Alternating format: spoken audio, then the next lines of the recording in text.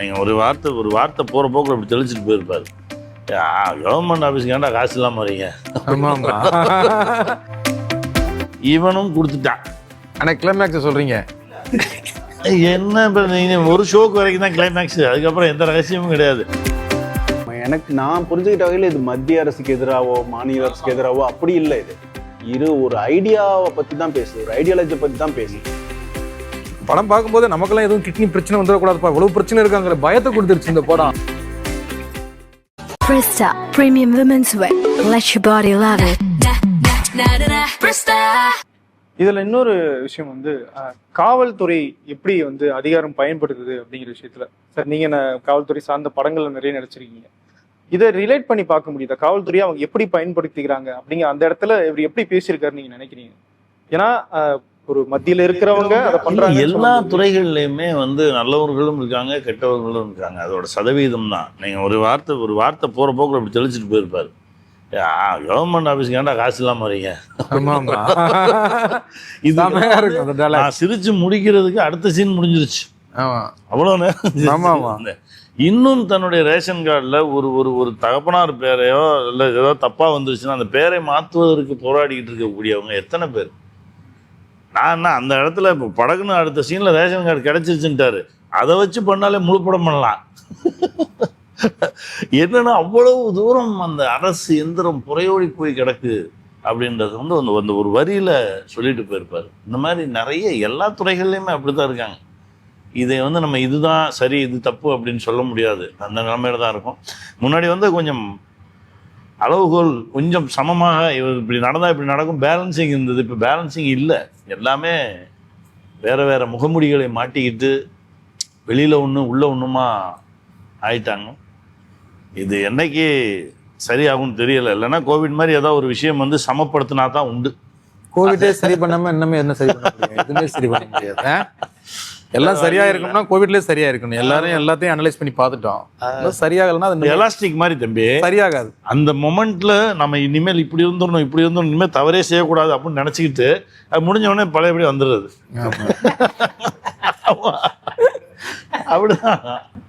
அப்படிதான் பாண்டியராஜன் சார் சொன்ன அந்த விஷயத்துல இருந்து விஷயம் இருக்குன்னு நினைக்கிறேன். கோவிட் நினைச்சிருந்தா சரி பண்ணிருக்கும். கோவிட்க்கு அப்புறம் சரி ஆகல. பிரபஞ்சத்தை சரி பண்ணிக்கிச்சு. அதுல இருக்க மனிதர்களை தான் பாவம் கோவிடால சரி பண்ண முடியல. ஏன்னா அந்த 3 வருஷம் மட்டும் கொஞ்சம் சரியா வச்சிருக்கு. கேட்ட கேள்விக்கு ஐ திங்க் படத்தோட ஸ்டேட்மெண்ட் அதுதான், வெறுப்புக்கு பதில் அன்பு தான். அதான் இந்த படத்தோட ஸ்டேட்மெண்ட். தன்னை அடிச்சவனை கூட நான் வந்து இன்ட்ரோல் முடிஞ்ச உடனே கேட்டே இருந்தேன், டேய் அந்த கிரிக்கெட் பேட்டை வச்சு அடிச்சாங்களா, அவனை எப்படியாவது திருப்பி அடிக்கணுமா, நீ அடிக்கிறியா அப்படின்னு சசிட்ட கேட்டேன். நீ படம் பாரு. அந்த திருப்பி அடிக்கிறது கூட அன்பு தான் இருக்கும். நான் இன்னும் கொஞ்சம் விழுத்திருக்காங்க. அதை கூட அந்த மனைவி என் பொண்டாட்டி சிரிக்கிற நிறுத்திட்டா. அதில் ஒரு அன்பு, அதுலேயும் அந்த அடிக்கிறதுல கூட திருப்பி அடிக்கும்போது கூட ஒரு அன்பு தான் இருக்கும். அதுதானே அந்த எழுத்து தான் ரொம்ப அந்த ஏரியாவில். அதே மாதிரி ஒரு ஸ்டெப் தூக்கி 4 அடி அடிச்சிருந்தா வேற மாதிரி கை தர. அதையுமே ஒரு காமெடியா ட்ரீட் பண்ணிட்டீங்க பாருங்க. ஒரு அன்பை அழகா, அதாவது அதில் ஒரு காதலும் இருந்தது. அதான் சிறப்பு. அந்த அன்பை கொடுத்துட்டு அவன் எந்த வாழ்க்கைக்கு திரும்புறான்னு ஒண்ணு இருக்குல்ல, திரும்பவும் அதே மாதிரியான ஒரு அதிகாரத்துக்கு கீழே இருக்கிற ஒரு வாழ்க்கைக்குள்ளதான் போறான். அதுதான் ரொம்ப வலியா இருந்தது. திரும்பி போகும்போது அவளுக்கு ஒரு பக்கம் கிட்னி போயிடுச்சு, இவனும் கொடுத்துட்டான். ஆனா கிளைமேக்ஸ் சொல்றீங்க என்ன இப்போ நீங்கள் ஒரு ஷோக்கு வரைக்கும் தான் கிளைமேக்ஸ், அதுக்கப்புறம் எந்த ரகசியமும் கிடையாது. வலியோடு தான் அவங்க நடந்து போகிறாங்க அப்படின்னா ஆனால் அது இஷ்டப்பட்டு கஷ்டப்படுறது அப்படி தான் நினச்சேன். எனக்கு கொடுக்கணும் அப்படின்ற சக்தியை இறைவன், என்னால் கொடுக்க முடியுன்ற சக்தியை இறைவன் கொடுத்துருக்காங்க, அதனால் நான் தரேன் அப்படின்றது தானே. இல்லை, அது அதிகாரத்தை மாற்றிட்டு தானே போகிறான். ஒரு லேடியை மாற்றிட்டு போகிறான். அந்த ட்ரஸ்ட் என்ன ஆகுது, ஒரு 10,000 கோடி மக்களுக்கு வருது இல்லை. அவன் காட்டின வெறுப்புக்கு எதிராக அவன் காட்டின ஒரு அன்பு ஒரு அம்மாவை மாற்றுது. அந்த அம்மா மக்களை நோக்கி கொண்டு வருது இல்லை. அது ஒரு பாசிட்டிவ் கான்சிக்வன்சஸை தானே கிரியேட் பண்ணுது. இதே மாதிரி உங்களுடைய சதுரங்க வேட்டையிலையும் சரி, அதுலேயும் வந்து சாதாரண மனிதர்கள் கடைசியில் வந்து அந்த அதிகாரத்தை எதிர்த்து சண்டை போடுற மாதிரி முடிஞ்சிருக்கும். அப்பயுமே வந்து அந்த பணம் வந்து சதுரங்க வேட்டையில் கிளைமேக்ஸில் மூட்டையாக பணம் எடுத்துகிட்டு வந்து கொடுப்பாங்க. அவங்க யாருமே வேணான்னு சொல்லிட்டு போயிடுவாங்க. ஸோ அது அந்த இடத்துல வந்து அது எப்படி அந்த விஷயத்தை எடுத்துக்கிறது? அவ்வளோ தூரம் கஷ்டப்பட்டு இந்த பணத்துக்காக அதிகாரத்துக்காக தான் வந்தோம். லைஃப் எக்ஸ்பீரியன்ஸ்லேருந்து தான். இப்போ நான் அசிஸ்டன்ட் டைரக்டராக இருக்கும்போது எப்பவும் பசி இருந்தது, சாப்பாடு இல்லை. இப்போ எப்பவும் சாப்பாடு இருக்குது, பசி இல்லை. ஸோ இப்போ என்ன மேட்டர்னா நமக்கு அந்த மாடரேஷன் இருக்குல்ல, எது தேவை அப்படின்னு ஒன்று இருக்குல்ல, நம்ம வந்து இது இருந்தால் லைஃப்ல எல்லாமே சால்வ் ஆகிடும்னு நினைக்கிறோம். அது வந்து பணம். ஓகேங்களா? இப்போ பணம்லாம் மேட்டர் இல்லை அப்படின்னு சொல்லி புரிய வைக்க முடியாது, அதை வாழ்ந்து தான் புரிஞ்சுக்கணும். ஓகேங்களா? நான் சொல்றது சில சமயம் சில பேர் வாழ்ந்த வாழ்க்கையை சொல்லுவாங்க, படமாக எடுத்து காட்டுவாங்க, அதை பார்த்து புரிஞ்சுக்கிற சில பேர் இருப்பாங்க. சில பேர் நாங்கள்லாம் சம்பாரிச்சு நாங்கள்லாம் பண்ணி பார்த்துக்கிறோம்டா அப்படின்னு சொல்றவங்களும் இருப்பாங்க. அந்த பாதைகளை நம்மளால மாற்ற முடியாது. அதே சமயம் சொல்றதையும் நிறுத்த முடியாது.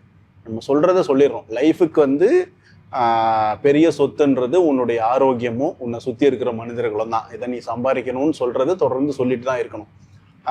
ஏன்னா சொல்லிட்டே இருந்தால் தான் அவன் நம்மளை தேடி வருவான். அப்போ சொல்றவன் இருக்கணும்.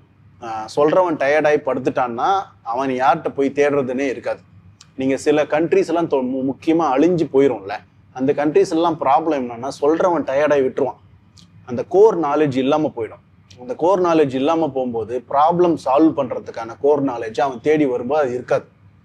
பேஸ் அழிஞ்சு போயிருக்கும். ஸோ அப்போ அன்பை தொடர்ந்து சொல்ல வேண்டியதா இருக்கு, மனிதநேயத்தை தொடர்ந்து பேச வேண்டியதா இருக்கு, அறிவு சட்டத்தை பற்றியும் தொடர்ந்து பேச வேண்டியதாக இருக்குது. அதை மயிலாட் பேசியிருக்கு.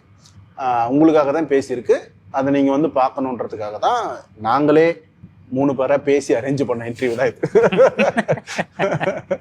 ஆனால் light up note Sean Roldan இதுக்குள்ள வந்தது. நீங்க எப்படி சாதாரண மனிதர்களுடைய படங்களை வந்து எடுத்திருக்கீங்களோ, அவர் சாதாரண மனிதர்களுடைய எல்லா படங்கள்லையுமே அவருடைய இசையும் சேர்ந்து வந்துருது. அது எப்படி அவர் வந்து இதோட பொருந்தி போறாரு? உங்களுக்கு ஒரு எக்ஸ்பீரியன்ஸ் இருக்கு, அவருடைய லைஃப் எக்ஸ்பீரியன்ஸ் என்னவாக இருக்கு, நீங்க எப்படி அவரோட கனெக்ட் ஆனீங்க? ஷான் வந்து எனக்கு நல்ல நண்பர், வினோத்துக்கு ரொம்ப நல்ல நண்பர். சதுரங்க வேட்டை பண்ணார். ஸோ ஷான்கிட்ட வந்து எப்போவுமே வந்து ஒரு ஃபிலாசபிக்கல் இருக்கும். ஒரு எப்போவுமே அந்த மாதிரி ஒரு ஆள். மியூசிக் ரொம்ப நல்ல மியூசிஷியன். அதை தாண்டி பொலிட்டிக்கலாக சோஷியலாக அவருடைய பார்வையை வந்து எப்போவுமே ரொம்ப மேன்மையானதாக இருக்கும். ஸோ அதனால் அவர் இந்த மாதிரி படங்களை கூடுதலாக புரிஞ்சிக்க முடியும் அவரால். நம்ம எழுதக்கூடிய வசனங்கள், காட்சிகளை வந்து அவர் ஒரு டெக்னீஷியனே. ஏன்னா நம்ம ஃபஸ்ட்டு பார்க்கும்போது ராவாக தானே பார்ப்பாங்க. ஒரு ஃபுட்டேஜ் பார்க்கும்போதாக இருக்கட்டும், கதையாக கேட்கும்போது இருக்கட்டும், அது எப்படி வரும்னு தெரியாது. ஆனால் எப்படி வருங்கிற புரிதல் வந்து அவருக்கு இருக்கும் ஒரு மியூசிஷியனாக. அதனால் அவரால் இந்த மாதிரி படங்களில் சிறப்பாக வேலை பார்க்க முடியும் அப்படின்னு அவரோட பழகுனதுனால எனக்கு தெரியும். ஸோ அதனால தான் அவரோட ஒரு நல்ல நட்பும் இசையும் தொடர்ந்து நமக்கு. வினோத் சார், நீங்கள் ஷான் ரோல்டனோட ரொம்ப நெருக்கமாக இருக்கீங்க அப்படின்னு சொல்கிறாரு. ஆமாம். ஸோ நீங்கள் ஷான் ரோல்டன் எப்படி அவரால் இதை பண்ண முடியுது நீங்கள் நினைக்கிறீங்க? இல்லை, அதான் ஷான் ரோல்டன், சந்தோஷ் நாராயணன் 2 பேரும் நம்ம என்ன சொல்கிறோன்றத வந்து ரிசீவ் பண்ணி அதுக்கான மியூசிக்கை அவங்க பண்ணிடுவாங்க கரெக்டாக. நீங்கள் வந்து இவங்க 2 பேர்கிட்டையுமே சார் சொன்ன மாதிரி ஒரு பெரிய ஒரு நீங்கள் அவங்கள கன்வின்ஸ் பண்ணிட்டீங்கன்னா அதுக்கப்புறம் அந்த படத்தை அவங்க பார்த்துப்பாங்க.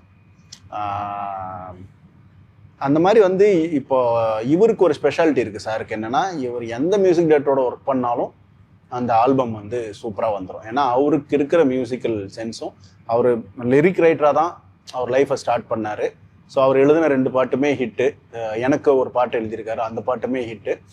ஸோ அப்படி வந்து ஷான் ரோல்டன் சமயமாக இப்போ நீங்கள் சசிகுமாருக்கு எப்படி இந்த படமாக போகுதுன்னு சொல்கிறீங்கல்ல, நீங்கள் ஒரு கைண்ட் ஆஃப் படங்களை பண்ண ஆரம்பிச்சிட்டிங்கன்னா இந்த கதை அவன் கரெக்டாக இருப்பான்டா அப்படின்னு ஒரு இண்டஸ்ட்ரி ஒரு ஸ்டாம்பை குத்தும். ஸோ அந்த மாதிரி வந்து ஒரு நல்ல கதை, அந்த கதையில் வந்து நிறைய எமோஷன்ஸ் ஃபங்க்ஷன் ஆகுது அப்படின்னா 2 பேரை செலக்ட் பண்ணுறது தான் இன்னைக்கு இண்டஸ்ட்ரி பழக்கமாக இருக்குது. ஒன்று சந்தோஷ், இன்னொன்று ஷான் ரோல்டன். சசிகுமார் சார் பத்தின பேச்சு வந்துச்சு. கனி சார் உங்ககிட்ட கேட்கணும்னு நினைக்கிறேன். அவர் தொடர்ந்து அவர்கிட்ட கேளுங்க. ஆமா, அவரும் ரொம்ப எல்லாருமே தொடர்ந்து வந்து அவர் நடிச்சிட்டு இருக்கிற படங்கள் எடுத்துக்கலாம். நம்ம வந்து நந்தனாக இருக்கட்டும், டூரிஸ்ட் ஃபேமிலியாக இருக்கட்டும், அயோத்தியாக இருக்கட்டும், எல்லாத்துலயும் ஒரு அரசியல் வந்துட்டே இருக்கு. அது வந்து மதம் சார்ந்த அரசியல் பேசுது, சாதி சார்ந்த அரசியல் பேசுது, இனம் சார்ந்த அரசியல் பேசுது, இதுல வந்து ஒரு வர்க்கம் சார்ந்த, அதிகாரம் சார்ந்த அரசியல் பேசுது. அவர் இது அவரை எப்படி இதுக்கு பொருத்திக்கிறாரு, அவருடைய அந்த ட்ராக் நீங்க எப்படி பாக்குறீங்க? அவரா இருக்காரு, அதுதான் சொல்ல தோணுது. ஏன்னா இயல்பா ஒரு மனிதன் இருந்தாலே இந்த எல்லா அரசியலும் அவனை சுத்தி தான் நடந்துகிட்டே இருக்கும். ஒரு நல்ல கதை வந்து அண்ணா ஹைதராபாத் போனதுல இருந்து வண்டியை வந்து சசிதார் இல்ல ஒரு மனிதர்கள் வர்ற எல்லா பிரச்சனையும் இல்ல நல்ல மனிதர் அவர். அதனால நல்ல கதைகள்லாம் அவர் பக்கம் போயிடுது. ரொம்ப மனித நேயமுள்ள மனிதர்.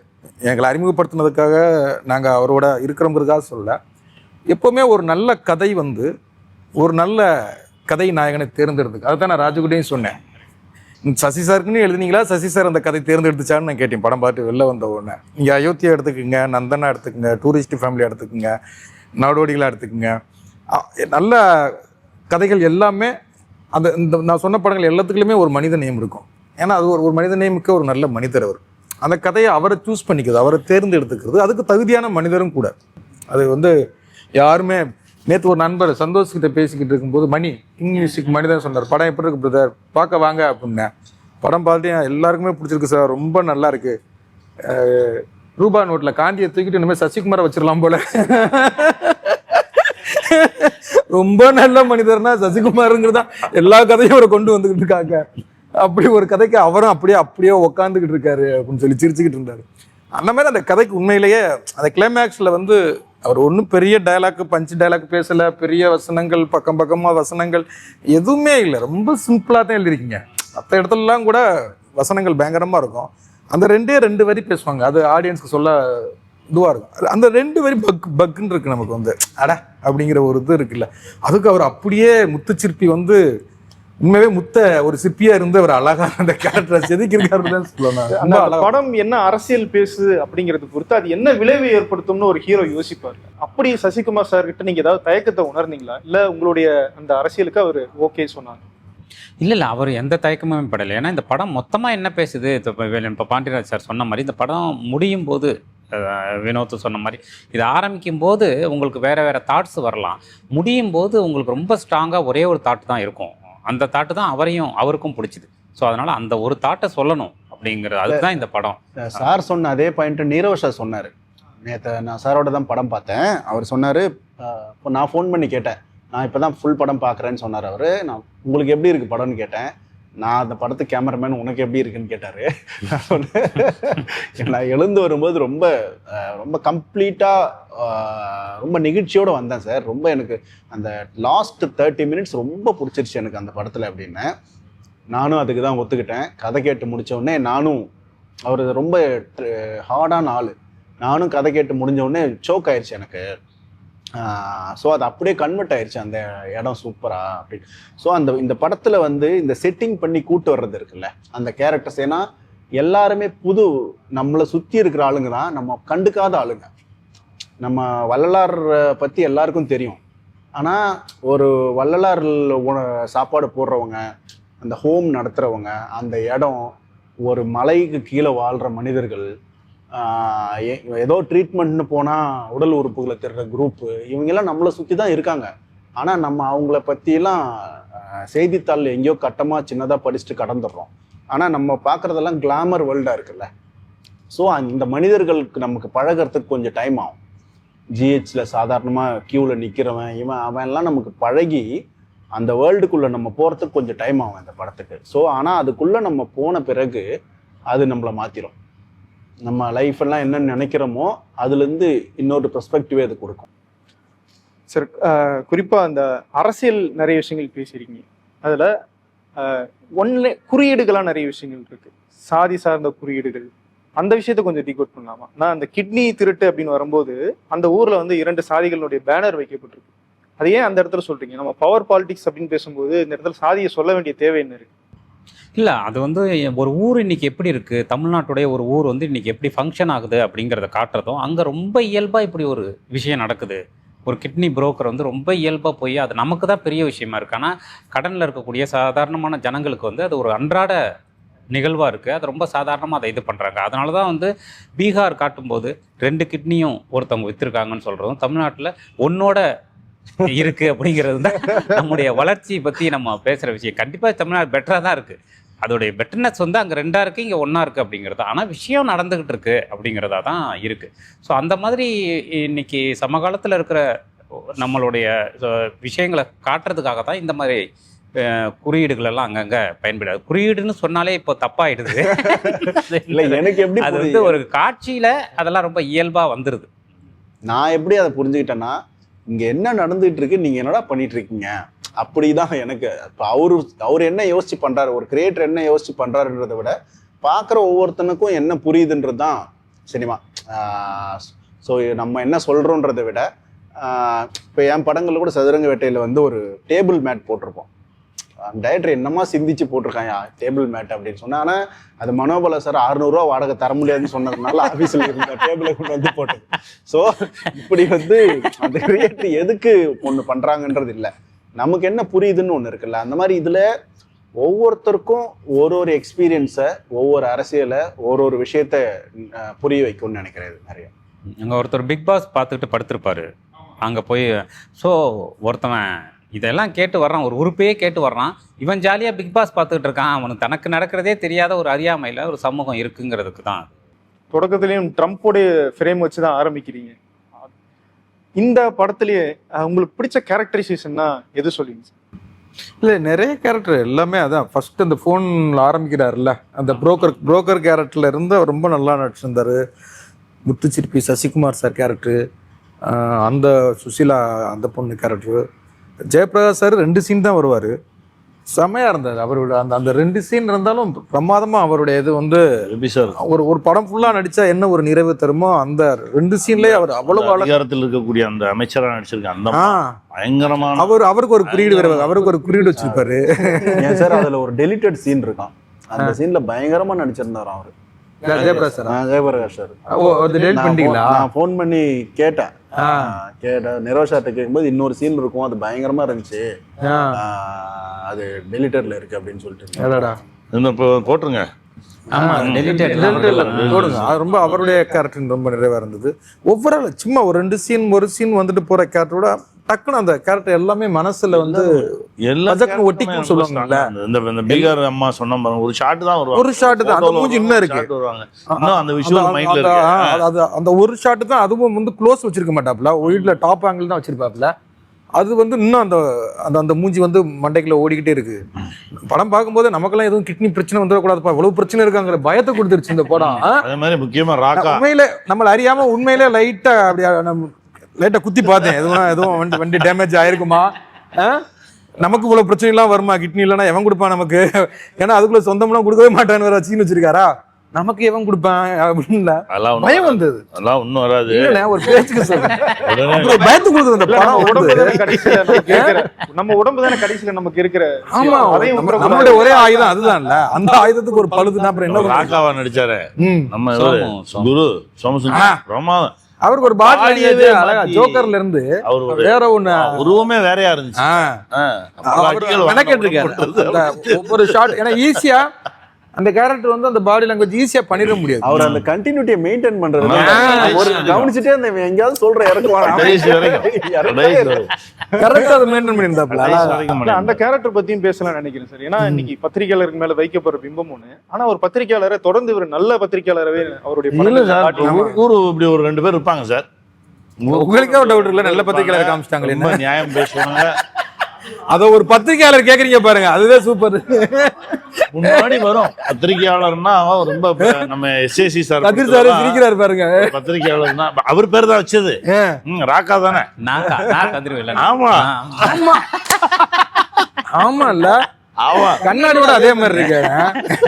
சொல்லிடலாம், விகடனுடைய பத்திரிகையாளர் நான் கதிர்வேலன் சாரோடைய பேரை தான் வந்து இவர் குரு சோமசுந்தரம் சார் கேரக்டர் கொடுத்துருக்கீங்க சார். ஜெயபிரகாஷ் சார் கேரக்டர் பத்தி பேசும்போது அந்த கேரக்டர்ல ஒரு குறியீடு இருக்குன்னு நான் நினைக்கிறேன், நீங்க என்னன்னு சொல்லுங்க. அவருடைய பேர் ராமானுஜம்னு வச்சிருக்கீங்க, அவரும் அந்த அமைச்சர் அப்படிங்கிறவங்களும் ஒரே சாதின்ற மாதிரி காட்டியிருந்தீங்க. அதுல வந்து என்ன கன்வே பண்ண விரும்புறீங்க? இல்லை, ஒருத்தவங்க நல்லவங்க கெட்டவங்கிறது சாதியின் அடிப்படையிலேயோ ஒரு இனத்தின் அடிப்படையிலோ நம்ம புரிஞ்சுக்க கூடாது.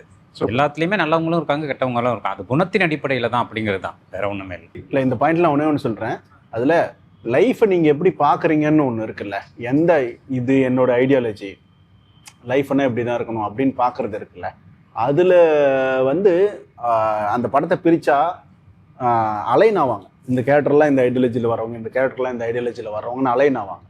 அதுலேருந்து லேர்ன் பண்ணுறதுக்கு நிறைய இருக்கிற மாதிரி பட்டுச்சு எனக்கு. ஸோ அப்படிப்பட்ட ஒரு கேரக்டர் வந்து அறத்திலேயே இருக்கணும், நீங்கள் சொன்ன மாதிரி அது ரொம்ப கஷ்டமாக இருக்குன்னு சொல்லும்போது அது அறத்திலேயே அவங்க எப்படி கண்டினியூ பண்ண முடியும் சார் இயல்பான வாழ்க்கையில்? அது டிபேட் ஆகுது நிறைய. மாரி செல்வராஜ் சார் கூட சொல்லியிருந்தார், ஏன் வந்து திருப்பி அவர் அடிக்கலை, அவர் ஏன் அந்த ரிவெஞ்சா எடுக்கல அப்படிங்கிற இடத்துல நிறைய விவாதங்கள் நடக்குது.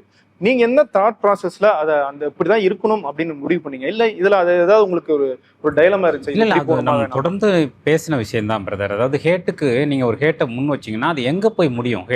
ஹேட்டுன்னு போயிட்டே இருக்கும். நம்ம எங்கேயாவது ஹேட்டுக்கு எதிராக அன்பை முன் வச்சா தான் அங்கே ஒரு சமநிலை ஏற்படும். இன்னொன்று அறத்தோட வாழ்கிற மனுஷங்க நமக்கு அதிசயமாக மாறிட்டாங்கங்கிறதே ரொம்ப அதிர்ச்சியான விஷயம் தானே. நம்ம ஒரு ஆட்டோக்கார குப்பை எடுக்கிற லேடி நகையை திருப்பி கொடுத்ததுக்கு எவ்வளோ ஃபங்க்ஷன் பண்ணுறாங்க. எம்மா நீ ரஜினி சார் கூப்பிட்டு அவார்டு கொடுக்குறாரு, காலேஜா கூப்பிட்டு அபூர்வமான ஆளா மாறிட்டாங்க தலைவரே. நல்லது பண்றவங்க ஒரு ஐயோ இவ்வளோ பெரிய மேட்டர் திருப்பி கொடுத்துட்டியான்னா அப்போ அது எவ்வளோ பெரிய மேட்டரா இருக்குன்னு பாருங்க. ஒருத்தன் நல்லவனா இருக்கிறது, ஒரு மனிதநேயத்தோடு இருக்கிறது, கருணையோடு இருக்கிறது, பேராசைப்படாதவனா இருக்கிறது, அதாவது கீழான மனிதனோட கீழான குணங்கள் இல்லாமல் இருக்கிறதுன்னு இருக்குல்ல, அது இன்னைக்கு அபூர்வமான ஒன்றாயிருச்சு. நான் படமே அப்படி ஒரு அபூர்வமான விஷயத்த பேசியிருக்கேன். சரி, இப்போ இருக்கிற நிகழ்கால அரசியலோட பார்க்கும்போது நீங்க பேசுனது வந்து மத்தியில இருக்கிற ஒரு அமைச்சர், அவங்களுக்கு இங்க என்ன பிரச்சனை, அவங்க என்ன அதிகாரம் பண்றாங்கன்னு. இதுல வந்து மாநிலத்தில் இருக்கிற ஒரு அதிகாரம் அதை பத்தி எங்கேயுமே டச் பண்ணல அப்படிங்கிற மாதிரியான சில விமர்சனங்கள் வருது. அதை எப்படி பாக்குறீங்க? அப்படிலாம் இல்லை பிரதர். இது ஒட்டுமொத்தமாக இந்த படம் பேசுறதே வந்துட்டு கதை அது இல்லை. கதை வந்து அதுதான். அந்த கதைக்கு என்ன தேவையோ அது செய்யப்பட்டிருக்கு. மாநில அரசியல் பேசினா அடுத்த படத்துல பேசுவார். பவர் சென்டரை பத்தி பேசுறோம். அது மத்திய சொல்ல முடியும். ஒரு பவர் சென்டரை பத்தி பேசுறோம். அந்த ஒரு பவர் சென்டர்ல இருக்கிறவங்க கருணையோட இல்லைன்னா என்னவா இருக்கும் அப்படிங்கிறது தான் நமக்கு அடிப்படையில் ஒரு சிஸ்டம். ஒரு பவர் சென்டர்ல இருக்கிறவங்க இந்த சொசைட்டியை எப்படி பார்க்கணும் அப்படிங்கிறத தான் நம்ம போர்ட்ரேட் பண்றோம். அது எல்லாருக்கும் பொருந்தும். அதை நீங்க அங்க இங்க எல்லாத்துக்கும் பொருந்தும். இன்னும் நீங்க எனக்கு நான் புரிஞ்சுக்கிட்ட வகையில் இது மத்திய அரசுக்கு எதிராவோ மாநில அரசுக்கு எதிராவோ அப்படி இல்லை. இது ஒரு ஐடியாவை பத்தி தான் பேசுது, ஒரு ஐடியாலஜி பத்தி தான் பேசுது. பவர்ல இருக்காங்க, அவங்களுக்கு ஒரு ஐடியாலஜி இருக்கு. அவங்க தமிழ் தானே, தமிழ்ல இருக்கிறவங்க மத்தியில இருக்காங்க, அவ்வளவுதான். அதனால மனசனோட மனசை பத்தி தான் இது பேசுது. யாரும் இல்லாம யாருமே இல்லைன்னு ஒரு வார்த்தை இருக்கு படமே. மனசு எவ்வளவு பெரிய பஸ் இந்த இன்டர்வியூ எப்படியாவது ஹிட் பண்ணலான்னு பாக்குற விட மாட்டீங்களா? இல்ல சார், இது யார்கிட்ட கேட்டா பொருத்தமா இருக்கும் ஒரு விஷயம். அதுதான் அங்கிட்டு நல்ல டைலாக் அது. அங்கிட்டு யாரும் இல்லாம யாருமே இல்ல, எல்லாருக்கும் ஏதோ ஒவ்வொரு விதத்துல யாரோ ஒரு ஆள் இருந்துகிட்டு தான் இருப்பாங்க அப்படிங்கறதே ஒரே திருக்குறளோட 2 விரல வருது, ஒரே விரல சொல்லிட்டு போயிட்டீங்க. அழகான படமே அதுதான். சார், இந்த படம் பேசுற அந்த சாதாரண மக்களுடைய வாழ்க்கை இருக்குல்ல, அதை வந்து திரையில காட்டும் போது அதை மக்களோட கனெக்ட் பண்ண வைக்கணும். அந்த இடத்துல வந்து நீரவ் ஷா சாருடைய பங்களிப்பு எப்படி இருந்துச்சு சார்? நீங்களும் பகிர்ந்துக்கலாம், பார்த்துருக்கீங்க. ரொம்ப நல்லா இருந்தது உண்மையிலே. நீரவ் ஷா சார் வந்து அவர் ஒரு வல்லார் மாதிரி தான். அதுக்காகவே தான் அவரை சூஸ் பண்ணிக்கலாம் என்னன்னு தெரியல. யோகா, அமைதி, அன்பு எல்லாத்துலேயும் அவரோட வேலை ரொம்ப அற்புதமாக இருந்துச்சு. ரொம்ப நல்லா இருந்தது. ஃபர்ஸ்ட் ஹாப்லேயே அவரை பற்றி பேசிக்கிட்டு இருந்தோம். அந்த கோவில்பட்டியே ரொம்ப அழகாக காமிச்சிருந்தீங்க. முதல்ல அந்த கோவில்பட்டி அப்படிங்கிற ஒரு ஊரே அந்த கிராஃபாகவே ரொம்ப அந்த மலைக்கு கீழே உள்ள வள்ளலாருடைய இடம் ரொம்ப நல்லா இருந்தது. எப்படி சான்றோருடைய மியூசிக்காக இருக்கட்டும், நீரவ் சாருடைய ஒர்க்கு, அவங்கவுங்களுடைய பங்கை அழகாக காமிச்சிருந்தாங்க. அது வந்து எனக்கு என்னென்னா நீரவ் சாரோட ஒர்க் பண்ணுறது வந்து ரொம்ப இதுவாக இருக்கும். ரொம்ப ஒரு ஸ்வீட்டான ஒரு மனிதர், ரொம்ப அமைதியான ஒரு மனிதர். அவருக்காகவே நான் அதான் நினச்சேன், ஓகே வள்ளலாரெலாம் வச்சதுனால தான் அவர் அந்த கேரக்டர் கதைக்குள்ள கொண்டு வந்திருப்பார் போல அப்படின்னு. அது படம் ஃபுல்லாக அந்த ஒரு இது இருக்கும், ஒரு அமைதி இருக்கும். ஒளிப்பதிவாகவே எந்த இடத்துலையும் ஒரு ஹார்ஸான லைட்டிங்கோ எதுவுமே இருக்காது. ஒரு படம் ஃபுல்லாகவே படத்துக்குள்ள ஒளிப்பதிவாகவே ஒரு அறமும் ஒரு அன்பும் எல்லாம் அப்படியே கலந்த ஒரு நிசப்தமான ஒரு மூடு அழகா கொடுத்துருக்கு. ஒரு பக்கம் வந்து கவர்மெண்ட் ஹாஸ்பிட்டல் காமிப்போம், இன்னொரு பக்கம் ஒரு கார்பரேட் ஹாஸ்பிட்டல் எப்படி இருக்கு அப்படிங்கிற அந்த டிஃபரன்ஸ் காட்டுறது வந்து இதுல நல்லா தெளிவாக நல்லா இருந்தது. படம் ஸ்டார்ட் பண்ண உடனே சர்ப்ரைஸ் இருந்தது. அந்த சாங் இருக்கு இல்லையா, சசி சாரை வச்சு சாங் டான்ஸ் ஆட சொல்லணும் அப்படின்னா அவருமே சொல்லுவார்ல எனக்கு டான்ஸ்லாம் ஆட வராதுறான்னு சொல்லுவார்ல, அவரை வச்சுட்டு சிங்கிள் ஷாட்ல சாங்கு. அங்க தூக்குல தொங்குறதுல ஆரம்பிச்சு இறங்கி சாவு வண்டி மேல ஏறி ஒரு சிங்கிள் ஷாட் இல்ல, ஏறி இறங்கி பண்ணி அதுக்கு லைட் பண்றதெல்லாம் செம்ம கஷ்டம். ஒரு சிங்கிள் ஷாட்ல போகும்போது ஸ்டேஜ் பண்றது கஷ்டம், இதை க்ரௌடை கண்ட்ரோல் பண்ணணும், எல்லா டிபார்ட்மெண்ட்டும் கரெக்டாக வேலை செய்யணும். எக்ஸ்ட்ராவா கேமராமேனுக்கு செம்ம கஷ்டம். ஏன்னா ஒவ்வொரு இடத்துலையும் எக்ஸ்போஷர் ஒரு மாதிரி இருக்கும். பியூட்டிஃபுல்லாக பண்ணியிருந்தார் நீரவ் சார் அதை. ஸோ டெக்னிக்கலி ரொம்ப ஸ்ட்ராங்காக இருந்தது படம். அதில் வர கமெண்ட்ஸ் செம்மையாக இருந்தது. எது அந்த சிங்கிள் ஷாட்டில் லைவ் பண்ணுறது மாதிரி இருக்கும். அதில் வரும்ல லெஃப்ட் சைடு ரைட் சைடில் கமெண்ட்ஸு பயங்கரமாக அதுக்குன்னு ஒரு டீம் வேலை பார்த்துப்பீங்க போல். அந்த கமெண்ட்ஸ்லேயே நான் சிரிக்க ஆரம்பிச்சிட்டேன். இன்னைக்கு கரண்டில் ஒரு லைவில் என்னெல்லாம் பண்ணுவாங்களோ, என்ன கமெண்ட்ஸ் பண்ணுவாங்களோ அதை அழகாக பண்ணியிருந்தாங்க ஒவ்வொன்றும். அதில் ரைட்டில் போயிட்டே இருக்கும், லெஃப்ட் சைடில் வந்து முக்கியமான டைலாக்லாம் அது தனியாக ஒரு இது பண்ணியிருக்குங்க. அதுவே செம்ம ஃபன்னாக இருந்தது. படம் முழுக்க அந்த ஒரு துயரத்துலேயும் ஒரு நகைச்சுவை இருக்கிறது இருக்குல்ல, அது படம் முழுக்க இருக்கு. படம் முழுக்க அந்த ஃபன் இருந்துகிட்டே இருக்கு. அண்ணன் சொன்ன மாதிரி அந்த கவர்மெண்ட் ஆஃபீஸ் டைலாக்லாம் வந்து அல்டிமேட். காசு இல்லலாம் எதுக்குடா கவர்மெண்ட் ஆஃபீஸ்க்கு வர்றாங்க அப்படின்ற அந்த டைலாக் இருக்குல்ல, அந்த மாதிரி நிறைய இருக்கு படத்தில். கோர்ட்டில் அதே மாதிரி கோர்ட்டில் அழுகக்கூடாதும் போது இங்கே அழுகலைன்னா இப்போ நான் எங்கே தான் அழுவேன் அப்படிங்கிற டைலாக்காக இருக்கட்டும். அதே மாதிரி காதலும் ரொம்ப நல்லா இருந்தது.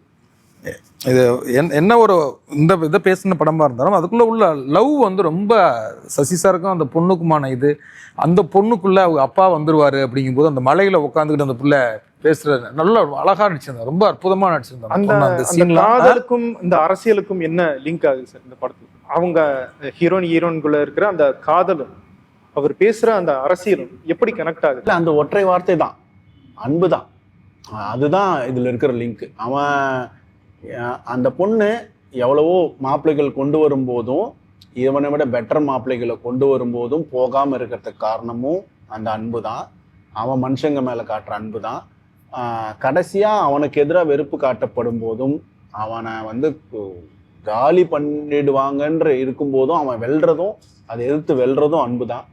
அவன் காட்டுற அந்த அன்பால் எவ்வளோ பெரிய மாற்றம் நடக்குதுன்றதும் எல்லாம் இந்த ஒட்டுமொத்தமாக படம் அதை தான் பேசுது திரும்ப திரும்ப. அது இந்த காலத்துக்கு தேவையானா ரொம்ப முக்கியமான தேவைன்னு எல்லாருக்குமே தெரியும். ப்ரீஷியஸ் மெட்டீரியல்ஸ் இருக்குல்ல வேர்ல்டில் வந்து இப்போ கோல்டு டைமண்ட்லாம் இருக்குல்ல, அந்த மாதிரி எனக்கு தெரிஞ்சு இன்னும் சில வருஷங்களில் இப்போலேருந்தே ஆரம்பிச்சு ப்ரீஷியஸான விஷயமா லவ்வும் ட்ரூத்தும் தான் இருக்க போகுதுன்னு நினைக்கிறேன் நான். அந்த ப்ரீஷியஸான ஐட்டம் ஒன்று இருக்குது இதில், வந்து என்ஜாய் பண்ணலாம். முத்துச்சிற்பி ஒரு சாதாரண நபர், அவர் ரொம்ப ஒரு வல்னரபிளான ஆளா கூட இருக்காரு. அப்படிப்பட்டவர் கிட்ட தான் எனக்கு வந்து பாதுகாப்பு இருக்கு அப்படின்னு அந்த ஹீரோயினை ஃபீல் பண்ண வைக்கிறது எது? ஏன்னா அவர் நம்மளை பார்த்துப்பாரா? அவர் ஏன்னா இவ்வளவு பேர் அவர் ஒடுக்குறாங்க, அப்படிப்பட்ட ஒடுக்குமுறை எதிர்கொள்றவங்க கிட்ட நான் வந்து பாதுகாப்பை உணர்றேன் அப்படிங்கிறது எது உணர்த்து? இல்லை, இப்போ வினோத் சொன்ன மாதிரி அந்த அன்பு தான். அவன் எல்லார் மேலேயும் காட்டுற அன்பு இருக்குல்ல, பர்டிகுலராக அந்த பொண்ணு மேலே காட்டுறது மட்டும் இல்லை, அவன்கிட்ட இயல்பாகவே இருக்கக்கூடிய எல்லார் மேலேயும் இயல்பாகவே, ஏன்னா வலிந்து வர்றது ஒன்று, இயல்பாகவே இருக்கிறது ஒன்று. ஸோ அவன்கிட்ட இயல்பாகவே இருக்கக்கூடிய அன்பு, உயிருள்ள எல்லாத்திலுமே அவன் அன்பு காமிட்டான்ல. ஒரு எறும்புகிட்ட இருந்து, பூனைகிட்ட இருந்து, ஒரு நாய்க்குட்டிகிட்ட இருந்து, எல்லாத்துக்கிட்டையுமே அவனுடைய அன்பு எல்லாத்துலயுமே பரவி கிடக்குல்ல. இந்த கோவில்பட்டி பூரா அவனுடைய அன்பு மாதிரி தான் தெரிஞ்சது படம் ஃபுல்லாவே. அந்த அன்பு தான் அவ காதல் கொள்றதுக்கும் அதுதான் அவளுக்கும் அந்த ரெண்டு பேரும் இணைக்கிறதும் அதுதான். அதனால தான் பின்னாடி அவ சொல்றான், நான் என்ன முடிவெடுத்தாலும் உனக்கு புரியும்லன்னு அவன் சொல்லும்போது, நான் எங்கள் அப்பா செத்தப்போ உன் கையை பிடிச்சேன், நான் செத்தாலும் அதை விட மாட்டேன் அப்படின்னு அவள் சொல்கிறதுக்கு காரணம் என்னென்னா அவனை அவ்வளோ தூரம் அவள் புரிஞ்சு வச்சிருக்கா அப்படிங்கிறது தான். ரொம்ப ஒரு சாதாரண மக்கள் கிட்ட இருக்கிற அந்த காதலும் சரி, அவங்க கிட்ட இருக்கிற அந்த ஃபன் எலமெண்ட்ஸும் சரி நிறைய இடத்துல வந்துருந்துச்சு. அவ்வளோ ஒரு துயரமான வாழ்க்கையில் சார் சொன்ன மாதிரி அவங்க கிட்ட அந்த நகைச்சுவை இருக்குல்ல, அது அது அது எப்படி அவங்களோட இருக்கு? நீங்கள் களத்தில் போய் நிறைய பத்திரிகையாளராகவும் பார்த்துருக்கீங்க. அது அவங்க கிட்ட இருக்கிற அந்த நகைச்சுவை எப்படிப்பட்டது? அது எப்படி அவங்களால அப்படி இருக்க முடியுது அப்படிங்கிற ஒரு கேள்வி வருதுல்ல. பாண்டியராஜ் சாரோட படங்களாக இருக்கட்டும், வினோத்துடைய படங்களாக இருக்கட்டும், ஆக்சுவலாக ரெண்டுலேயுமே அது உண்டு. இப்போ இவரோட படங்கள் எடுத்துக்கிட்டா எல்லா இடத்துலையும் ஏதாவது ஒரு ஹியூமர் வந்து வரும், ஒரு சாதாரண ஜனங்களுடைய ஹியூமரு. ஈவன் இந்த தலைவன் தலைவியில் ஒரு சின்ன ஒரு இதில் வந்து அந்த புகை போடுறவன் கிராஸ் ஆகி போவான், ஒரு அதாவது மைனூட்டாக அந்த மனுஷங்களை பயன்படுத்துறது இருக்கு இல்லையா, அது வந்து அவருடைய படங்கள் முழுக்க இருக்கும். இது மாதிரி வினோத்துடைய ஃபஸ்ட்டு படத்துலேருந்தே அது இருக்கும். சதுரங்க வேட்டையிலலாம் பார்த்தீங்கன்னா அந்த ரொம்ப பெரிய ஒரு விஷயத்த ரொம்ப ஒரு பெரிய ஃபிலாசபியோ அல்லது ஒரு எக்கனாமிக்கல் ஸ்டேட்மெண்ட்டோ வந்து ஜஸ்ட் லைக் அவர் ஒரு வசனத்தில் வந்து சொல்லுவார். அந்த வசனம் ஹியூமராகவும் இருக்கும், ரொம்ப நமக்கு வலிக்கிறதாகவும் இருக்கும். அப்படியான ஒரு விஷயம் அது வந்து ஆக்சுவலாக நான் காமன் நினைக்கிறேன்.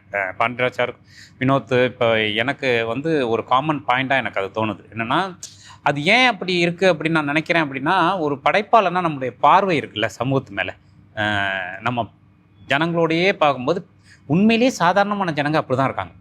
பெரிய துயரத்தையெல்லாம் அவங்க சாதாரணமாக கடந்து போகிறதுக்கு அவங்களுக்கு இருக்கிற ஒரே ஒரு வெப்பன் வந்து ஹியூமராக தான் இருக்குது. அது வந்து நம்ம புழங்கக்கூடிய எல்லா இடங்கள்லையும், கோயிலில், பாரில், பீச்சில் நம்ம நிறைய சுற்றுறோம் இல்லையா, அப்படி சுற்றும் போது இதை தான் நிறைய நம்மளால் உள்வாங்கிக்க முடியுது. இந்த காமெடி இல்லைன்னா நிறைய பேர் இங்கே வாழவே முடியாது. பைத்தியம் பைத்தியமாயிட வேண்டியதுதான். ஸோ அதனால அந்த ஹியூமருங்கிறது ரொம்ப முக்கியம் இன்னைக்கு. அப்படிதான் ஒரு பார்க்கணுங்கிறது என்னுடைய பார்வையாக இருக்குது. ஒரு அவலத்தையோ ஒரு துயரத்துக்குள்ளேயோ ஒரு ஹியூமர் இல்லைன்னா நம்மளால வாழவே முடியாதுன்னு நான் நினைக்கிறேன். இல்லை, டெத்து வீட்டுக்குள்ளேயுமே ஒரு சின்ன ஒரு சைடு பார்த்தீங்கன்னா ஒரு ஹியூமர் இருந்துகிட்டு தான் இருக்கும். ஆமாம், எல்லா இடத்துலையுமே நம்ம அதை சார்ந்தே வாழ்ந்துகிட்டே இருப்போம். நீ கல்யாணக்கார வீட்லையும் பார்த்தீங்கன்னா ஒரு பக்கம் சிரிச்சுக்கிட்டே இருக்கும். டெத்து வீட்டில் பார்த்தீங்க, கோயிலுக்குள்ள பார்த்தீங்கன்னாலும் சத்தம் போடாதீங்கன்னு போட்டிருந்தாலும் அங்கே நம்மளால ஒரு குசும்பு இருக்கும், ஒரு காமெடி பண்ணுவோம், அங்கே ஒரு சிரிப்பு இருக்கும். நம்ம வாழ்க்கையில் அது இன்னும் எளிய மனிதர்கள் வாழ்க்கையில அது கண்டிப்பா நிறைஞ்சு கிடக்கும். அது நிறைஞ்சு இதுவே கிடக்கும். இப்போ அந்த சாதாரண மனிதர் அன்புதான் முக்கியம் அப்படின்னு போயிடுறாரு. ஒருவேளை அவர் அன்பை தாண்டி அதிகாரத்தை கையில் எடுத்துட்டாருன்னா அவர்கிட்ட இருக்கிற அந்த அன்பு என்ன ஆகும்? அவரும் அந்த அதிகாரத்துக்கு உட்பட்டு போயிடுவாரா? அது அந்த இடத்துல நம்ம டிஸ்கஸ் பண்ணலாம். ஆமாம், நிச்சயமா. ஏன்னா அதை நம்ம அவரும் அதிகாரத்துக்கு போயிட்டோன்னா, ஏன்னா நம்ம நிறைய பேரை பார்க்குறோம். நம்ம கூட இருந்து நீதிக்காக நின்னவங்க, நியாயமாக நின்னவங்க நிறைய பேர் அதிகாரத்துக்கு போன பிறகு அவங்களும் மாறுறத தொடர்ந்து பார்த்துக்கிட்டு இருக்கோம். அது நிறைய பேருக்கு இருக்கிற விஷயம்.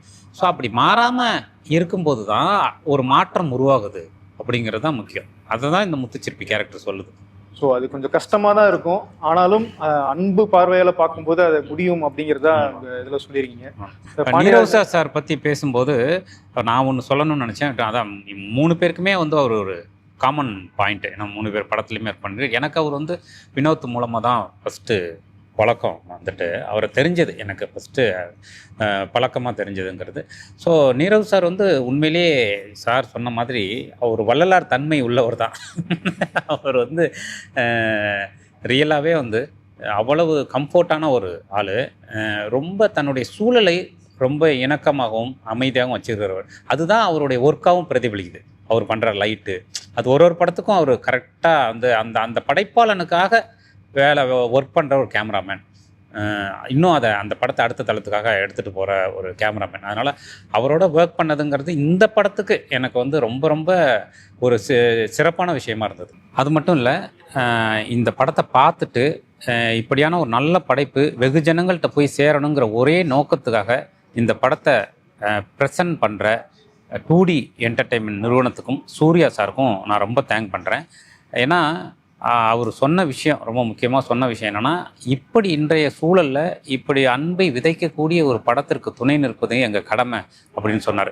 அந்த வார்த்தையோடு வந்து இதை இன்னும் நிறைய பேர்கிட்ட கொண்டு போய் சேர்க்கணுங்கிற நல்ல நோக்கத்தோட கூட நிற்கிற சூர்யா சாருக்கும் 2D நிறுவனத்துக்கும் 2D ராஜா சாருக்கும், அவரும் படத்தை பார்த்துட்டு ரொம்ப நல்லா ஃபீல் பண்ணார். 2D ராஜா சாருக்கும், லகரம் ஜெயஸ்ரீ அவர்களுக்கும், சுஷ்மா அவர்களுக்கும், என்னோட நண்பன் ஞானவேல் அவர்களுக்கும் உட்பட அத்தனை பேருக்கும் இந்த நேரத்தில் இந்த 3 பேர் மாதிரி படம் முழுவதும் உறுதுணையாக இருந்த இரா சரவணன், நந்தன் இயக்குனர் இரா சரவணன் இந்த நேரத்தில் நன்றியோடு நினச்சிக்கிறேன். கண்டிப்பாக சார், நாங்களும் வந்து அந்த எண்ணத்தை வந்து விரும்புகிறோம். மக்கள் இதை பெருசாக கொண்டாடணும் அப்படின்னு ஆசைப்படுறோம். உங்களுடைய நேரத்துக்கு நன்றி sir. Thank you. Presta Premium Women's Wear. Let your body love it.